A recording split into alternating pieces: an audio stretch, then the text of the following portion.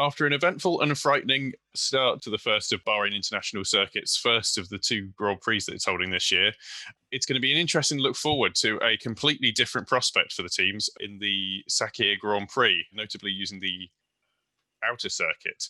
Welcome back to the Grid Talk podcast. Today we'll be previewing the Sakhir Grand Prix from the Bahrain International Circuit. Hosting today will be me, Owain Medford, and joining me are Formula One writer Garry Sloan. Hi there. And Master of Engineering, Jack Watson. Hello. Right, guys. I just kind of obviously on the show yesterday we had some thoughts about the sort of incident with Romain Grosjean, who is happy to report, it's just minor burns on his hands and ankles. So the sort of suspicions of broken bones came to sort of nothing, which is always great to hear. I just wanted to get your guys' thoughts on the accident, and also if there's anything that can be done in the intervening sort of 4 or 5 days that the FIA has to maybe potentially rectify any of the sort of issues we saw at the Grand Prix. I guess I'll start with you, Garry. I mean, there needs to be a full investigation, obviously. I don't know if they can do much in the 4 or 5 days. I mean, the big questions are, why did the barrier split? Is it best to have these barriers? I mean, I don't know. I don't think they'll be able to do much in the intervening period. One thing that struck me about it, and it's been a long-held view I've always had, is that the fire extinguishers the marshals seem to have, I mean, I know there's a weight issue with them, but certainly they don't always look that powerful from what they're up against when it's these instant fireballs. So that's a concern, and there was definitely the marshal behind the barriers now it could be the heat that was coming off the fireball was so intense, but he looked just inadequate, really, I mean, the guy, there was that sort of 5-10 seconds where the guy was fidgeting about and the doctor was helping him to actually start the fire extinguisher off. They're vital seconds. So I don't think there's much they can do in terms of barriers, why the car split and why the fuel leaked and all those questions that need answered. But just on a very sort of practical thing, and then of course we had the marshal later on in the race who ran across the track when Sergio's car was on fire, putting himself and other drivers at risk. So there could be a question mark over, I mean, these guys are volunteers and risk their life, but there could be maybe some sit-down refresher type training that has to go on in the next few days to reiterate how and when they should react. Yeah, exactly. And one of the thoughts I sort of had, obviously you say as you say, the barrier split. I think obviously Yarbco, for the most part, is quite a good solution.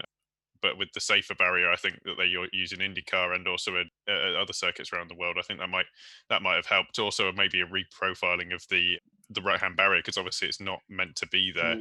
Not meant to be there. That's the wrong word. It's just obviously the car isn't expected to go right. So, but I just think, Jack, do you think there's anything that can be done with the reprofiling the circuit? Do you think, or if there's any? Yeah, I mean, I think there's definitely changes that would probably be done to that barrier itself. I mean, something I saw was like, it's rare to see unshielded Armco these days anyway, especially with it being so close to the track, the only exception being Monaco where they have no real choice. But going forward, I don't think that, as Garry said, there couldn't really be much they can do in the 5 days unless they're going to go all night for the next week trying to reset a new piece of Armco that's a bit further away from the track. But to be honest, it looks like it could be a more in-depth review by the FIA, accounting for cars coming across each other like that, which isn't really thought of. I mean, obviously, you can't consider every facet of contact and the unpredictability of it. And it's certainly not anyone's fault that barrier was there. It's not like a blatantly unsafe track design. You can take a look at it and you can understand it's one of the safest tracks we can have with the acres of runoff and such. But I think that barrier probably more focused on as a long-term review. It's the only sensible way to go about it. Also, that would include the car safety cell. I don't know. I mean, a lot of consensus seems to be that the fuel spill wasn't the 410 kilos, because that would have just been so much more than what we actually experienced. Most people seem to think it was more the filler neck. So it was maybe 5 liters as opposed to 5 kilos as opposed to 105. So maybe the filler receiver can be positioned in a window that's outside the safety cell or something like that. I'm not too sure, but certainly a lot of this it'd be more sensible to do a long-term review rather than any rash decisions. Yeah, I think that's an excellent point you make. Yeah, we can't have a knee-jerk reaction, and I don't think we will do. I think once the car has been sort of pieced back together and had a forensic sort of analysis on the exact goings on that caused, like you say, quite a fairly large fireball, larger than we've seen larger than I've seen sort of 20 years or something like or anything like that. But obviously, like you say, it's not the full race fuel load that's gone up. So, well, just adding to that, like it's not even just the FIA that need to do their checks; it's Haas themselves. Like I think they've started doing their process, but I think they noticed that the steering wheel was broken on impact, which is how Roman got out so fast, because he didn't remember taking the steering wheel off. So it will be a lot longer than you think because there's so many different areas that this review needs to take place from. So it wouldn't just be one review and then expect one report. There'll be several. Yeah, exactly. And I think that's a good thing to always increase the amount of safety we have in motorsports, particularly at the top level. Apparently, the drivers this year are wearing the latest generation of fire retardant overalls. Apparently, they've stepped them up and even further stepped from what they've been. So that might well have contributed to the lack of them getting burnt to get out of that car, you know. But I think that if there's any positive that comes out of it is that it stops any complacency setting in. We've had a few safety scares this year, safety car debacle we had, and recovery vehicles on the track, marshals on the track. So I think, you know, it's too easy for people to get complacent, and then it sort of comes up and bites you in the bum. So I think that there's some good that could come out of it, apart from the individual acts of heroism and, you know, other factors. But there could be some good comes out of it. If it's a wake-up call, keeps everybody on their toes, and we can investigate what's going on. But another thing that worries me a little bit is, and I can see because they're sitting in the medical car for long periods of time, but open face visors, you know, that was one of the issues that, you know, even that doctor said that, you know, his face was beginning to melt. That's why he could only go so far. So you wonder, will they be forced to wear balaclavas in the future? You know, I think it's a balance with all these things. But the problem with fire you've got such a short period of opportunity to do anything. You know, if a driver's in a crash and they can incubate them and put an airline in very quickly when there's no fire and stabilise them in the car and take their time to extract them, and you've got time. But with a fire, you know, you have 30 seconds, a minute, and that's you, and game over. You know, because it's not just the flames that'll get, it's the, you know, inhaling all the smoke into their lungs. Yeah, excellent point you made there. Obviously, the lack of visor on the medical car, but I'm sure I trust that the FIA and Haas will do a very, very in-depth investigation into exactly what happened and make all the necessary changes to increase the amount of safety we have. I'm just going to move on to onto the upcoming race, which is going to be very, very different, I think, to what we've seen in many recent years with the outer oval being used.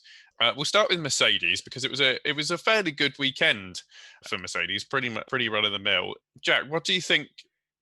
Well, I was going to say, where do you think Mercedes are going to go from here? Are they going to move from strength to strength, or are there going to be issues, do you think, that are going to crop up for them? Not really. I mean, I don't like.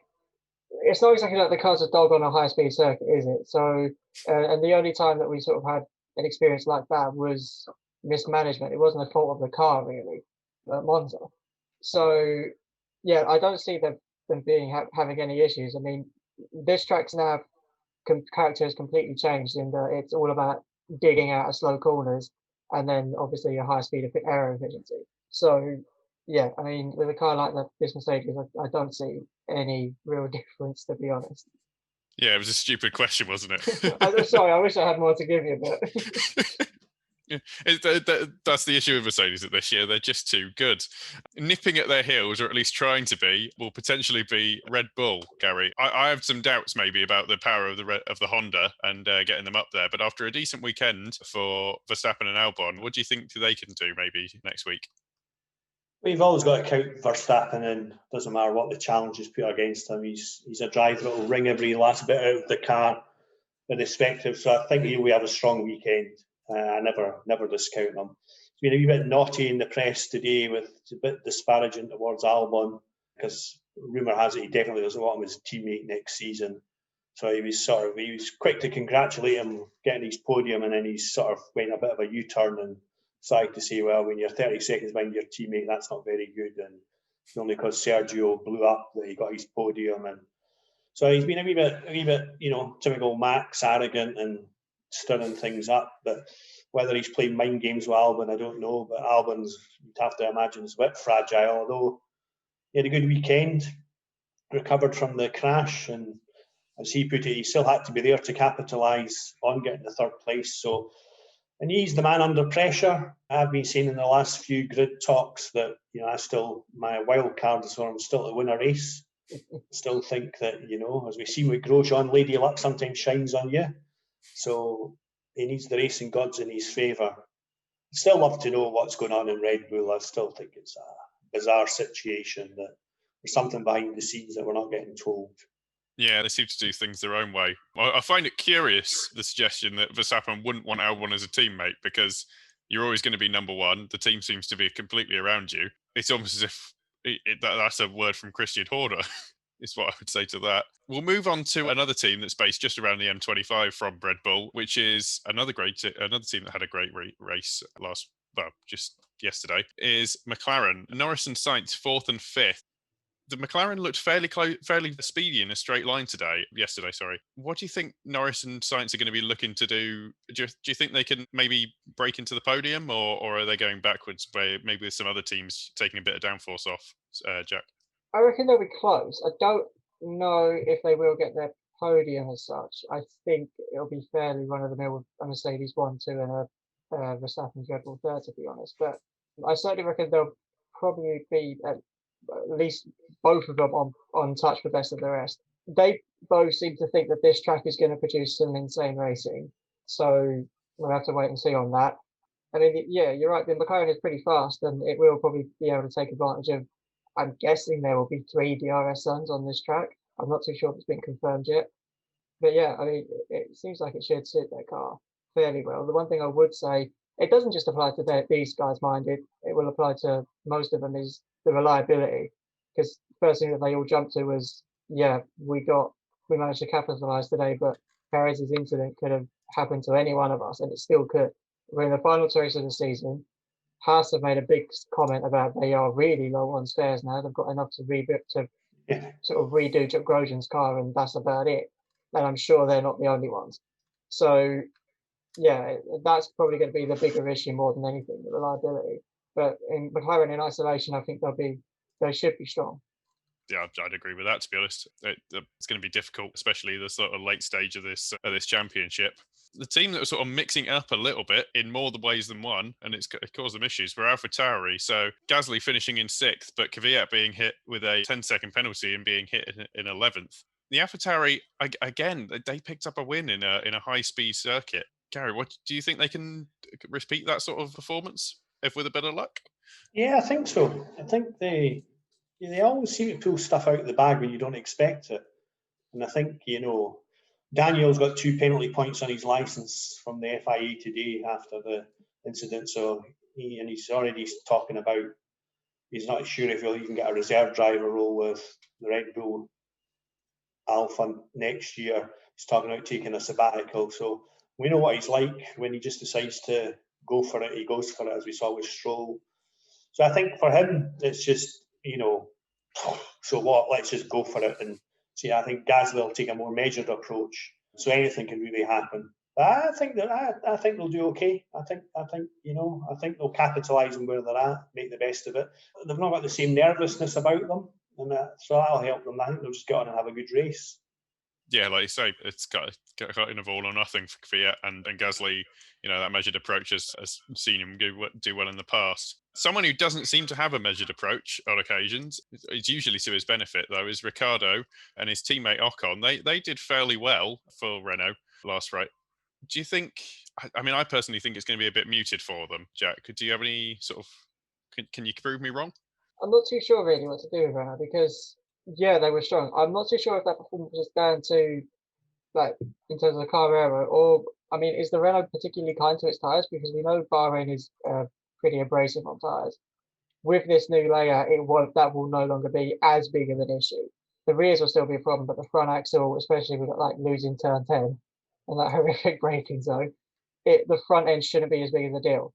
So I'm inclined to agree. I think assuming that performance yesterday was keeping tyres alive, I'd expect their performance to drop off. But I mean, I've been wrong about Renault every time I've predicted their performance in the second half of the season. So I mean, watch them go and get third and fourth. Yeah, it's something I'd love to be wrong on as well. For so mean, but it's the car that's I think, gonna have a tough time. Leclerc and Vettel, they've got a Ferrari, and we know it's down on power, even if the error has come a long way. Garry, do you think it's going to be an awful weekend with the Ferraris at the back? Yeah, I do. I think there's no sugarcoating their situation. I think they're just going to have to grin and bear it and endure it. All they can hope for is some upset, something unusual, a bit of luck under a safety car, something like that. Benotti's back, so he's probably put the jinx on the pit wall. So I think they'll just want to get it over with. Simple as that. Yeah, I totally understand. Yeah, I know it was a loaded question when I asked it, and so the sort of curtness of your initial answer says volumes about it. Next, we'll move on to the Alfa Romeos. They didn't have an amazing weekend, but do you think they might have a better ability just to mix it up with the other Ferrari teams, maybe beat the Works team, Jack? I think so, yeah. I think they might. I mean, this is the sort of track that I reckon Kimi will be able to start hunting down Vettel if he's feeling a bit, for lack of a better word, pissy during the race. Also, it would help if they don't hit each other like they did at the start of the second start of this weekend. So yeah, I mean, it's the sort of it's one where like no one really is going to know how that weird top section of this track is going to treat the car. So it's where you want them to capitalize, and they need to capitalize. I mean, they haven't really got any more options other than that. So yeah, I reckon they'll be about on par with Ferrari. Yeah. Moving on, well, it's the Ferrari that's had a terrible, terrible time. Unfortunately, Magnussen didn't have a great race, and obviously Grosjean did, but only from a survivability sort of standpoint. Garry, do you think it's sort of just need to get through the rest of the season for Haas? Do you think? Well, I've said before, I think Haas had given up anyway. I think they're dead in the water, so they can only look forward. They just really want to get 2020 out of the way. I mean, they've admitted they've been lucky to actually survive it financially. I think all credit to them bringing in Fittipaldi. If you've got a reserve driver, you have an opportunity. I think all good on them, and they could have easily brought in Hunkelberg or somebody like that. But what's the point in having these reserve drivers and test drivers if you don't give them their shot at it? So they've absolutely nothing to lose and everything to gain with that move. So I take my hats off to them, and that might G them up a little bit. And the team will be a bit traumatised. They are to sit and watch the pictures live. They'd be closer than the other teams. So can you have a very strained effect on a team how they react to that moving forward? So, and I think for them it's a bit unfortunate they're going back to the same circuit. So very much a deja vu. So I think you might find that there'll be a lot of nerves in the team, a lot of people unsettled, and they're at this. The teams are away on this sort of triple away from their families for 3 weeks. So there'll have been a lot of difficult phone calls last night and this morning back to loved ones, and it just puts everybody's mortality on the line. So it'll be interesting to see what they're made of, see what metal's really behind the team. Yeah, like you say, just hammer us over the point. Motorsport is dangerous, and we should never ever forget that. Yeah. Says it on the ticket. Yeah, yeah. Sort of as you said earlier, we need a reminder on occasions, and it's but it might actually cause. I hadn't considered that, but it might actually cause some fairly big issues for Haas. Just sort of being worried about what could happen, but I'm sure they'll pull through it as professionals as they are. Talking about pulling through, do you think maybe Williams can do anything about their sort of lack of performance, Jack? Do you think maybe if they take a lot of downforce off the car, they'll be more competitive because they have got a Mercedes engine after all? Yes, they have a Mercedes engine, but they also have an aero package that's inherently draggy, and they've sort of developed it and refined it, but I think it's a bit similar to the past 2 years where there's a bit of a fundamental issue that hasn't really been able to be solved. And I reckon they're probably relying on the tokens for next year for that. But I mean, it's worth a shot. What can they do? They can just sort of throw the low drag wings at it and hope. This is Latifi's chance to not be bottom of the table, because he's going to be. You would expect he should be able to take it to Fittipaldi, given he has a season's worth of experience now over him. It's still something to factor. So I think they've just got it, like, they're not going to be. There's no big like update packages or anything like that to focus on. They're pretty much stuck with what they've got now, and all the focus will be on next year, like Gary's touched on. So yeah, I think it's just throw the low tracks at it and sort of hope for the best. Yeah, talking about hope for the best, it was an awful, awful weekend for Racing Point with their performance. You know, Stroll had a really, really bad day, ended up upside down, and Perez sort of bookended the race with it. It was a fairly spectacular sort of expiration of his Mercedes engine for Perez. Gary, do you think maybe Racing Point might try putting a new engine in, starting from the back, and just using a very, very high mode or something like that to try and blast through the field? Yeah, well, I think they'll be gutted, so they're on the back foot. I mean, it was a disastrous weekend for them on a lot of fronts. It's very unusual to see a Mercedes engine actually blown up. So Lady Luck wasn't on their side there. But in Stroll, you know, you sometimes get these drivers, it's the same drivers in the collisions all the time. It begins to make, I mean, we know, you know, Kvyat and Stroll, you know, it's not unusual for them, you know, you just come together. So I think as a team, they're going to have to sit down and have a good, hard think about how they approach this weekend, because they're not out the possibility of third place, but they're taking a massive hammering. I'm a cynic, and I do have a bit of a theory. I think Stroll's had a couple of bad races where the team's made not the best of calls and lack of judgment on his behalf, and I wonder, and that's a very cynical view, but I wonder that, you know, Perez saved that team and saved a lot of the people who work in that team's job. Now they're all sitting back watching him being out of a job. So have they switched to give him the best possible chance to show his wares off to get another seat? Not that I think he has to do. I think he's done enough. And is there a sort of a grudge within the team that they're maybe falling out of favour with Stroll? You don't know. I mean, I'd hope that they'll be professional, and probably they'll hold their hands up in horror, even the suggestion that they would favour Perez over Stroll in the last few races. But they're human beings at the end of the day. Perez stood by them, and they were all, you know, and the team asked him to go to court and take Valley to court and whatever. So, you know, you never know. They could have just thought, well, if there's, you know, I don't know. It's a very cynical, jaundiced view to take, but I just think Stroll hasn't been served greatly by his team. They made a few mistakes in the last few races, and then he's compounded it himself. So they really need to, I think, gel as a team. You know, it was a disastrous weekend for them. I think they'll have knocked their confidence. Yeah, it's an excellent point you make. It has been sort of Kvyat and Stroll sort of knocking wheels all season. It's almost as though sort of a not great Stroll and a Kvyat that's sort of giving it his all end up on the same piece of track, which is not something you expect. I mean, also like you say, we could be experiencing a bit of a almost I'd say it's almost like, you know, after Mourinho left Manchester United, you know, the politics of the team meant that they immediately increased in form and sort of flipped one way or the other.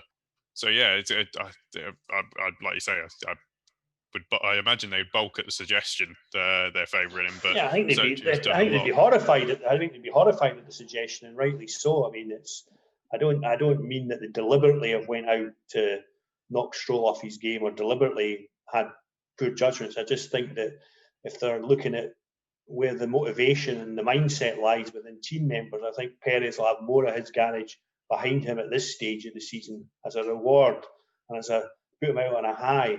Then they'll have a less motivation on the other side of the garage with Stroll.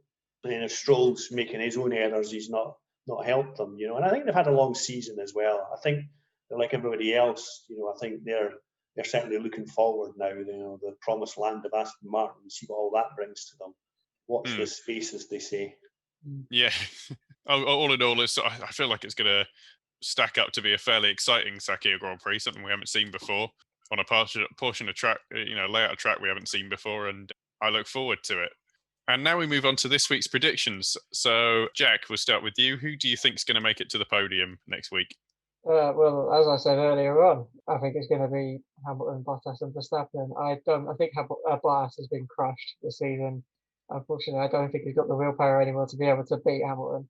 And like we know how good Hamilton is at adapting on the fly. So even this weird little circuit with less than a minute lap time, and was it 80 odd, 87 laps or something like that for a race distance?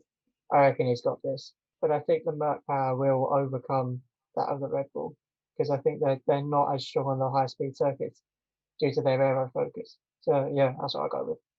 That's a good prediction. Garry, do you have anything different to say? It's very depressing, isn't it, really, when you've got to... I mean, I do think it favours Hamilton for a win.